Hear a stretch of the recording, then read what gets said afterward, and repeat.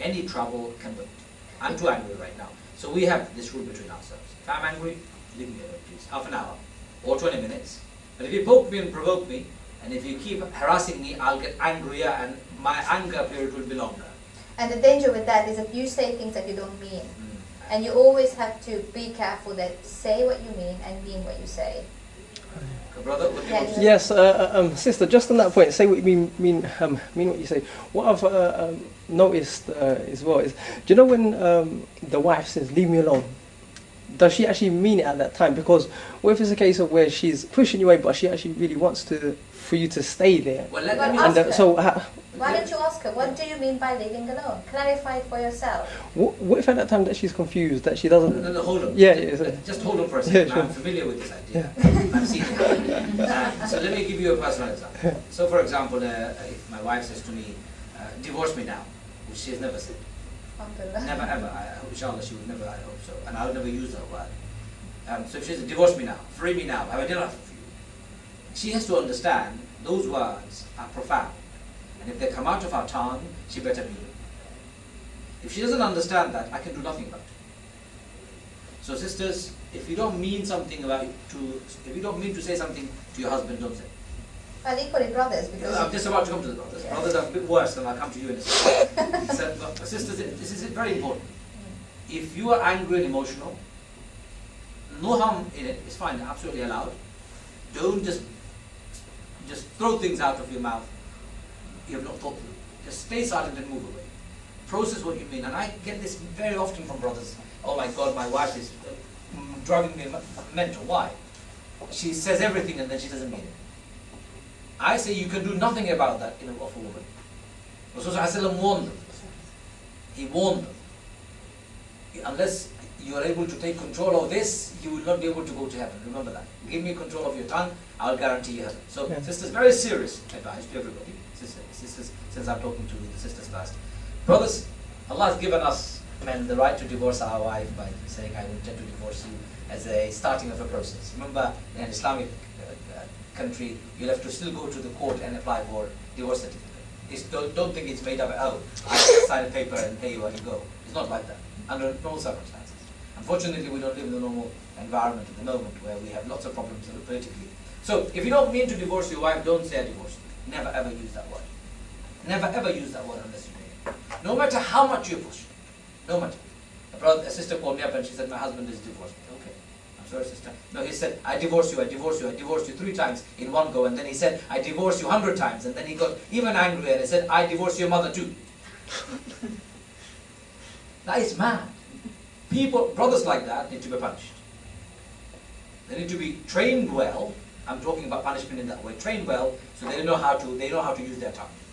If you don't mean it, don't use it. So, golden rule, as mentioned it, and I'm glad you came back to it. If you and your wife, or your wife and you individually don't know how to control your tongue, you can do nothing about it. You individually cannot do anything about it.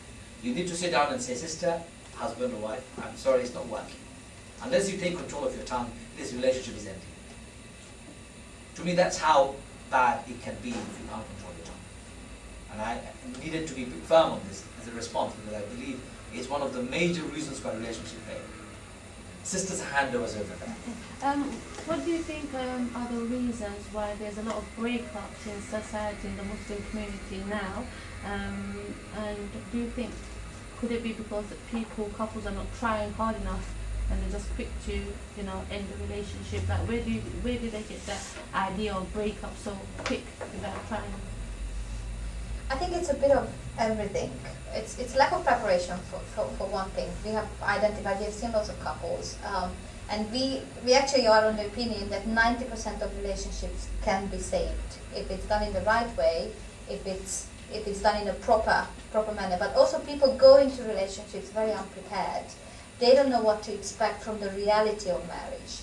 They have all sorts of ideas, and maybe they think, yeah, I know I have to compromise, but when it actually comes to compromising, they are unable to do that.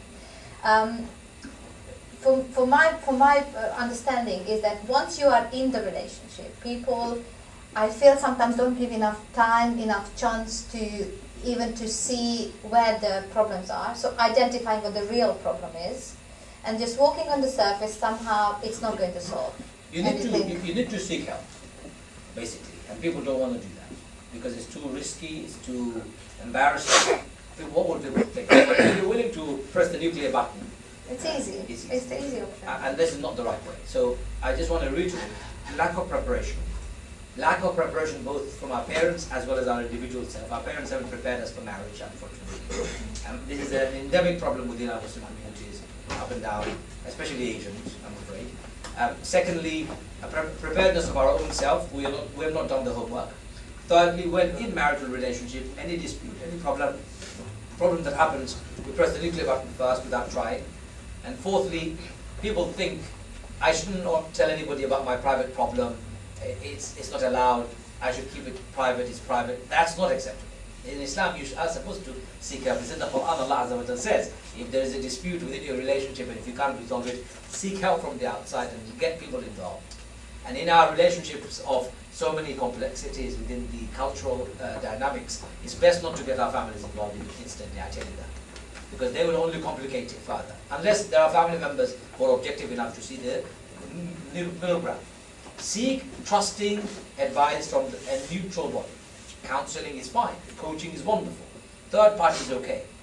Our imams should be trained to provide some counseling, but not all imams are trained, I'm afraid. So when you come to them, they give you fatwa. Astaghfirullah, sister, how could you think about your husband like this? Go and make dua, Allah will help you. Well, sister, Imam, I said to one of them, this is not going to help this sister. She needs practical advice. I had a client actually I was seeing, and she has been married for 18 years.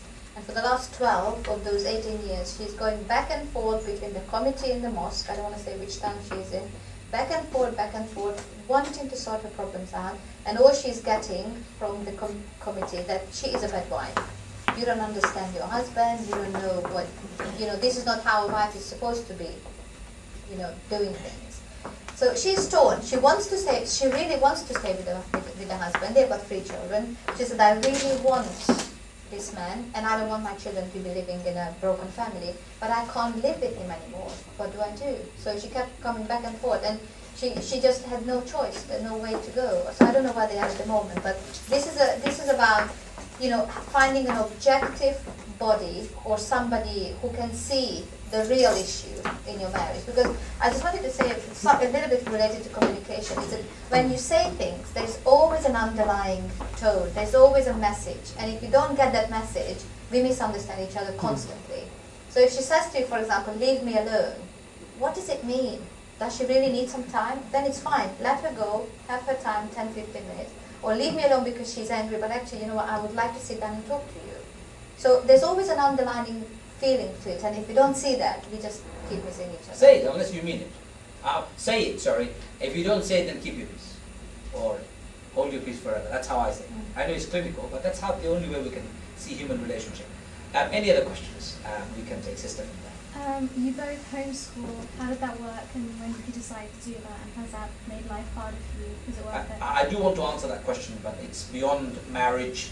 It's to do with I can talk to you after. Inshallah, after we'll talk. answer it maybe with more time, inshallah. Any further questions to do with marriage and anything that we have said so far? Brothers, you're very silent. You've already asked your question. I think I wanted to ask on behalf of some converts that I've spoken to, both at this bar and outside.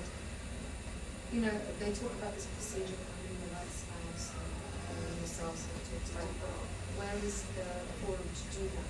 A lot of the time the problem is they're not part of the community, and it's, where did how did they get married? How did they find that person? That's $1 million question. I wish I had an answer, and I really don't have an answer to it. It's a failure of the Muslim community at large, a miserable failure. In a modern 21st century world, we cannot create. Facebook has I don't know how many billions of members, so easily networking from different parts of the world. And I just can't believe mosques in our country, our community centers, our leaders, our elders can't create networks which could create this continuous universal data or database that can be shared so that matches can be made. It's really sad and depressing that this is happening. Solution, take bull by the horn really and do more of the organizing, bringing people together, attending events as many as possible. If you know of one, if you don't know of any, organize it yourself. We have to do this